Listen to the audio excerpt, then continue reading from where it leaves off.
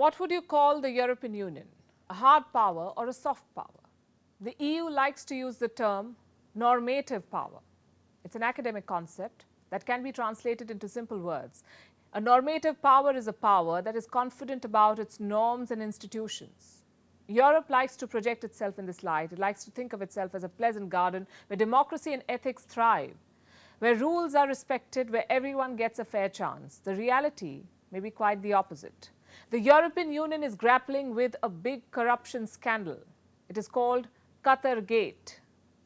European lawmakers were caught lobbying for Qatar, never mind the human rights. And they did it thanks to their political culture, a culture that facilitates corruption, bribery, and criminal behavior at the very top. And at the core of this is unchecked lobbying. We'll tell you all about it tonight.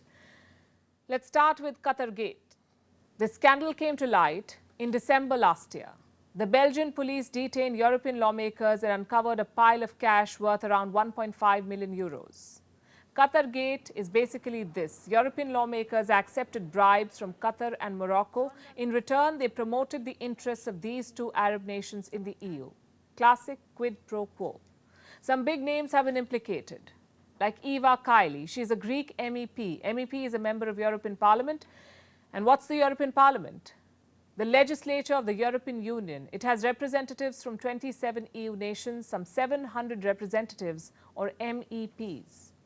As days passed, it became quite clear that Eva Kaili was just one piece of the Qatargate puzzle. The mastermind was this man, Antonio Panzeri, a former Italian MEP. He has admitted to his role. He funneled cash to European parliamentarians. There's another man who's in the dock. His name is Luca Vicentini. He was the General Secretary of the ITUC, the International Trade Union Confederation. It is the world's largest trade union federation. He was detained by police and dumped by the trade union.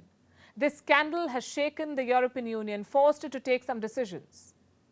You see, the lobbying was not new or unique, and its pitfalls were clear to everyone.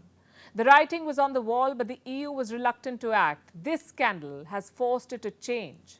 The European Parliament is set to regulate lobbying. Former members will be barred from lobbying at least for 6 months after leaving office. It may help, but not very much. The current system is this. Former lawmakers are given a free pass to access the European Parliament, and they openly lobby on behalf of various interest groups. The new rules will regulate this access. It's not a foolproof mechanism, but it's a start. And here's the larger issue. Lobbying is a crucial part of policy making in the EU. It's an attractive career option, especially for former lawmakers. For starters, it pays really well. In Europe, the lines between lobbying and corruption are very blurred. Technically, all the people accused in the Qatargate scandal were lobbying too. But they were doing so at the behest of Qatar and Morocco, after accepting bribes, both in cash and in kind. 12,000 organizations are registered with the bloc's voluntary EU lobby register. The key word here is voluntary. So organizations can choose not to register and still carry out lobbying. Do you know how much money is spent on lobbying every year in the EU? 1.8 billion euros. And here's the catch. This is just the spending that is voluntarily declared. So there's a lot of money that is not declared.